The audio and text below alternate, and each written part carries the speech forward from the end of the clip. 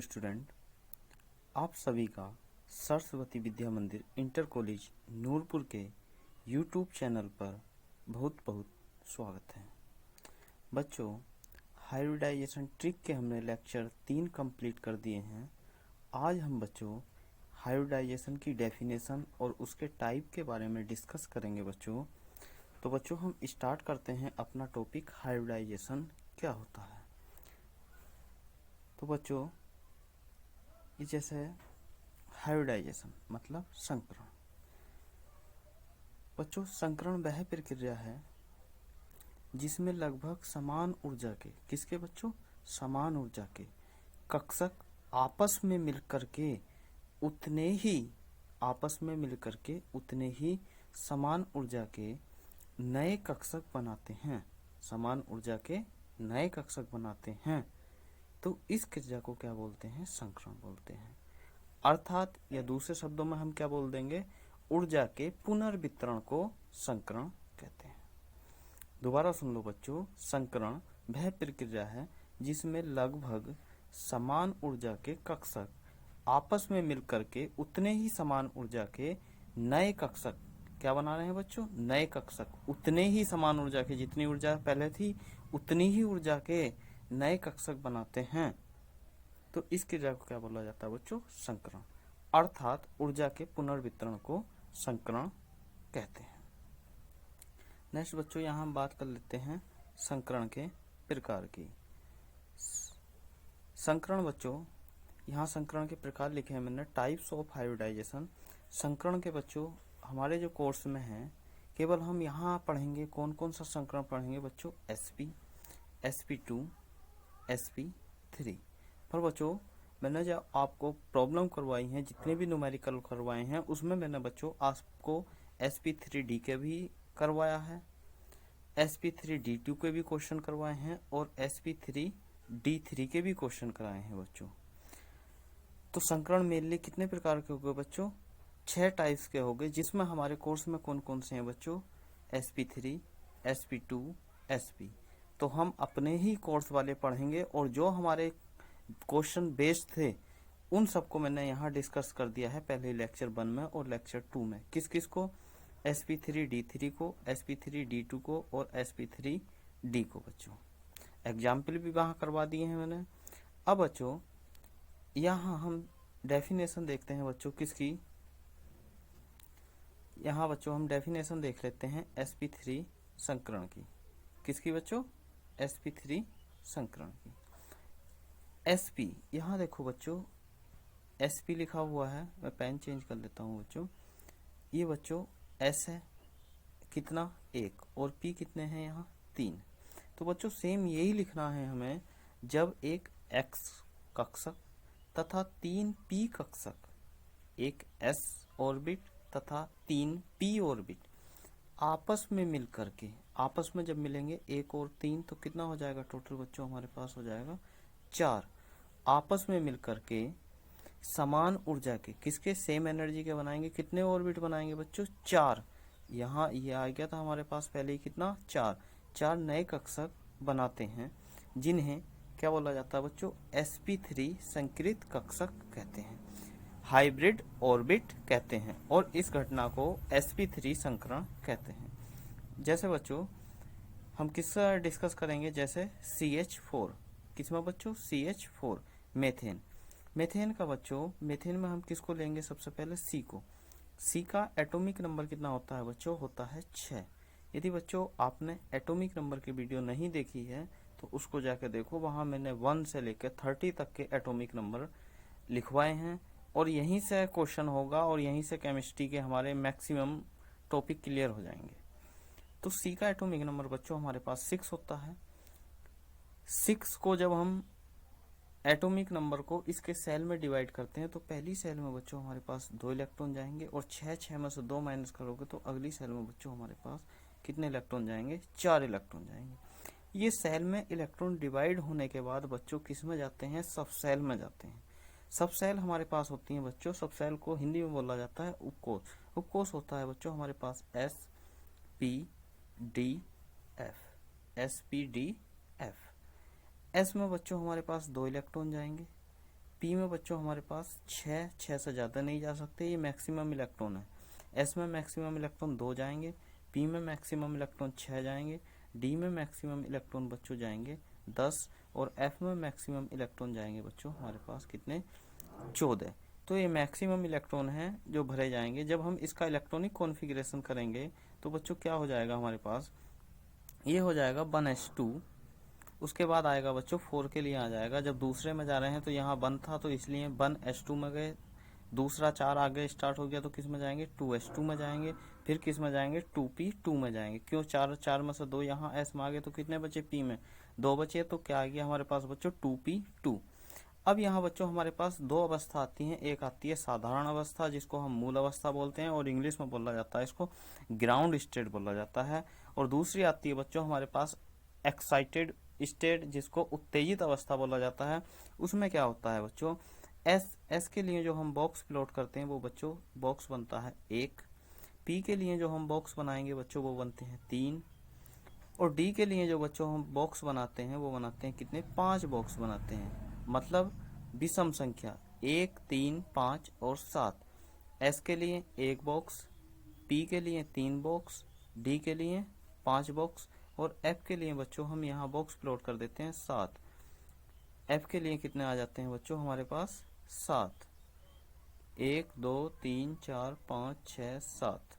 F के लिए कितने हो गए बच्चों हमारे पास 7। तो ध्यान रखना बच्चों, एस के लिए हम 1 बॉक्स बनाते हैं, पी के लिए 3 बॉक्स, डी के लिए 5 बॉक्स, एफ के लिए 7 बॉक्स। किसी भी अवस्था में, चाहे वो हमारे पास साधारण अवस्था हो या हमारे पास क्या हो बच्चों, उत्तेजित अवस्था हो, ध्यान देना है बच्चों। इसके बाद जैसे ही हम इलेक्ट्रॉन फील करेंगे, हमारा पहले मूल अवस्था में बनाने के लिए हम बच्चों 1s2 को लो या मत लो इसका कोई इफेक्ट नहीं पड़ता। मेनली हमारे पास क्या है, जो आउटर सेल है हमारी उसको ही देखा जाता है। आउटर सेल क्या है, 4 है, और 4 को भरने के लिए हम किसका यूज करेंगे बच्चों, 4 को भरने के लिए हम यूज करेंगे 2s2 2p2 का। तो जैसे ही हम बच्चों यहाँ इलेक्ट्रॉन भरेंगे, एस में कितने बॉक्स बनेंगे बच्चों, एस में बनेंगे हमारे पास 1 बॉक्स, और यहाँ पी है, पी के लिए कितने बॉक्स बना दो बच्चों, पी के लिए बना दो यहाँ बच्चों 3 बॉक्स, पी के लिए कितने बॉक्स बना दिए 3। अब बच्चों हमारे पास एस में कितने इलेक्ट्रॉन है हमारे पास, 2 इलेक्ट्रॉन है, तो 1 इलेक्ट्रॉन यहाँ फील करेंगे और 1 इलेक्ट्रॉन यहाँ फील करेंगे। 2 इलेक्ट्रॉन यहाँ, ये सेम यहाँ दिखाई भी दे रहा होगा बच्चों आपको, और मैं दोबारा भी फील कर रहा हूँ। फिर क्या है हमारे पास बच्चों 2p2, पी में कितने इलेक्ट्रॉन फील है बच्चों हमारे पास, 2 इलेक्ट्रॉन है, पहला इलेक्ट्रॉन यहाँ फील करेंगे, उसके बाद अगली कक्षा में जाएंगे और दूसरा इलेक्ट्रॉन कहाँ फील करेंगे, यहाँ फील करेंगे। ठीक है बच्चों, ये फील हो गया हमारे पास, और इसको यहाँ क्या लिख देंगे, इसको लिख देंगे बच्चों 2s2, और इसको क्या लिख देंगे 2p2। अब बच्चों जब ये हमारे पास, ये तो साधारण अवस्था में था, उसके बाद जब ये उत्तेजित अवस्था में जाता है, तो उत्तेजित अवस्था में जाने के बाद ये जो s का इलेक्ट्रॉन है ये कहाँ शिफ्ट हो जाता है, p में शिफ्ट हो जाता है। जैसे ये p में जाएगा तो इसकी जो स्ट्रक्चर सेम किस टाइप से प्लॉट होगी बच्चों, ये इलेक्ट्रॉन आ जाएगा हमारा उत्तेजित अवस्था में जाने के बाद यहाँ आ जाएगा। उत्तेजित अवस्था में जाने के बाद इस टाइप से ये इलेक्ट्रॉन हमारा फील हो जाएगा। यहाँ से खत्म होने के बाद यहाँ से ये इलेक्ट्रॉन खत्म हो जाएगा और कहाँ चला जाएगा, p में चला जाएगा। तो s कितना बचा हमारा, अनपेयर्ड, अनपेयर्ड होता बच्चों सिंगल होता। s कितना बचा हमारे पास, 1 बचा। p कितने हो गए अनपेयर्ड हमारे पास, एक ये 2 और एक ये, p कितने हो गए टोटल, 3 हो गए। s कितना हुआ, 1 हुआ। तो हाइब्रिडाइजेशन क्या हो गया बच्चों, s 1 था, p कितने थे, 3 थे, तो इसीलिए इसको कौन सा हाइब्रिडाइजेशन बोला गया बच्चों, sp3 संकरण। ठीक बच्चों, अब बात करोगे कि हमारे पास H कहाँ चला गया। H बच्चों जहाँ भी हमारे पास अनपेयर्ड इलेक्ट्रॉन, मतलब सिंगल इलेक्ट्रॉन बचे थे, मैं यहाँ दूसरा पेन बदल के बता देता हूँ, जहाँ भी हमारे पास सिंगल इलेक्ट्रॉन बचे थे, जैसे हमारे पास बच्चों यहाँ सिंगल इलेक्ट्रॉन बचा था, तो एक यहाँ आ जाएगा हमारे पास नीचे की साइड में, और एक यहाँ P में चला गया हमारे पास नीचे की साइड में, और एक यहाँ आ जाएगा और एक यहाँ आ जाएगा। टोटल H 4 थे और चारों इलेक्ट्रॉन हमारे पास ये आ गए। तो ये क्या हो गया बच्चों, हमारे पास हमारी कक्षक भी क्या हो गए, पूर्ण हो गए, किसके द्वारा, H आने के कारण, हाइड्रोजन परमाणु आने के कारण हमारे क्या हो गए, कक्षक भी पूर्ण हो गए। और हाइब्रिडाइजेशन कौन सा हो गया बच्चों, ये sp3 संकरण। क्लियर हुआ होगा बच्चों, यदि नहीं हुआ तो ये दोबारा देख लेते हैं हम बच्चों। यहाँ S में कितने इलेक्ट्रॉन फिल करेंगे बच्चों? हम 2 इलेक्ट्रॉन फिल करेंगे और 2 इलेक्ट्रॉन हमने यहाँ फिल कर दिए हैं। उसके बाद 2p2 है, मतलब दूसरे कोष के p उप कोष में कितने इलेक्ट्रॉन है बच्चों? हमारे पास 2 इलेक्ट्रॉन है। 2 इलेक्ट्रॉन हमने भर दिए। p में मैंने बता दिया है आपको कितने बॉक्स बनते हैं, 3 बॉक्स बनते हैं। 2 इलेक्ट्रॉन फिल कर दिए। उसके बाद क्या होगा बच्चों? उत्तेजित अवस्था में, यहाँ उत्तेजित अवस्था में S का 1 इलेक्ट्रॉन किस में चला जाता है बच्चों? p में चला जाता है। जैसे ही वहां जाएगा तो S क्या हो जाता है हमारे पास? अनपेयर्ड हो जाता है, और 3 p भी क्या हो जाते हैं? अनपेयर्ड हो जाते हैं। तो संकरण कौन सा बन जाता है बच्चों हमारे पास? sp3 hybridisation. जब ये S और 3p आपस में अनपेयर्ड हो जाते हैं तो इनकी जगह कौन आ जाता है? हाइड्रोजन परमाणु। ये यहाँ शो भी कर रहा है बच्चों, इसको देख लेना। यहाँ ये शो कर रहा है, ये बच्चों ये यहाँ शो कर रहा है, और इसको क्या नाम दे देंगे बच्चों हम? sp3 hybrid orbit. नेक्स्ट बच्चों हम चलते हैं आगे, और आगे देखते हैं बच्चों हम sp2 संकरण। sp2 संकरण में क्या है बच्चों? S कितना है बच्चों हमारे पास? 1, और P कितने हैं बच्चों हमारे पास? P है हमारे पास 2। तो सेम परिभाषा क्या हो जाएगी बच्चों? जब इसकी 1 S कक्षक और 2 P कक्षक, 2 और 1 को मिलाओगे कितना बचेगा बच्चों? टोटल 3। ये लिखा हुआ है जब एक S कक्षक तथा 2 P कक्षक आपस में मिलकर के समान ऊर्जा के 3 नए कक्षक कितने बन जाएंगे बच्चों? 1 और 2 टोटल कितना हो जाएगा? 3। 3 नए कक्षक बनाते हैं, 3 नए कक्षक बनाते हैं, जिन्हें sp2 संकृत कक्षक हाइब्रिड ऑर्बिट कहते हैं, और इस घटना को sp2 संकरण कहते हैं। जैसे हमारे पास क्या है बच्चों? BCl3 boron try chloride. अब हमारे पास बोरोन का एटॉमिक नंबर बच्चों होता है 5 होता है। पहली सेल में हमारे पास 2 इलेक्ट्रॉन होंगे। उसके बाद हम क्या करेंगे? 5 में से 2 माइनस करोगे, टोटल कितना बचेगा बच्चों? हमारे पास 3 बचेगा। ये 1s2 के लिए हो जाएगा बच्चों। इसके बाद हम किस में जाएंगे? 2s2 में जाएंगे। 2s2 में जब हमारे पास 2 इलेक्ट्रॉन चले गए, यहाँ कितने हैं? 3 हैं। तो 3 में से 2 माइनस करो, कितना बचेगा बच्चों? 1 बचेगा, और यहाँ क्या हो जाएगा? 2p1 हो जाएगा। सेम यही हमने लिखा है ग्राउंड स्टेट, मतलब मूल अवस्था या साधारण अवस्था।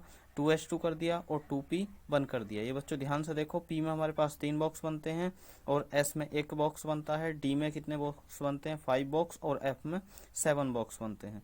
ये इलेक्ट्रॉन उत्तेजित अवस्था में S वाला कहाँ शिफ्ट हो जाएगा? यहाँ जाकर शिफ्ट हो जाएगा।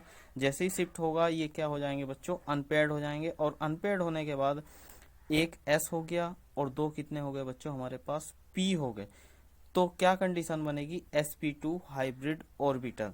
जैसे ही ये अनपेयर्ड होंगे, इनको पेयर्ड करने के लिए क्या आ जाएगा? Cl atom. और Cl कितने हमारे पास? 3 हैं।